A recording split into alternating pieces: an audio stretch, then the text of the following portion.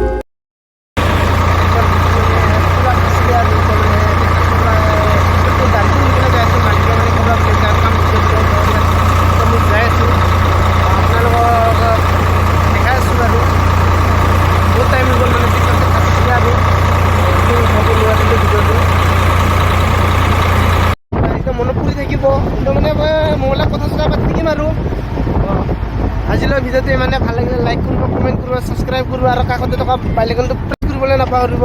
আজিলৈ bye bye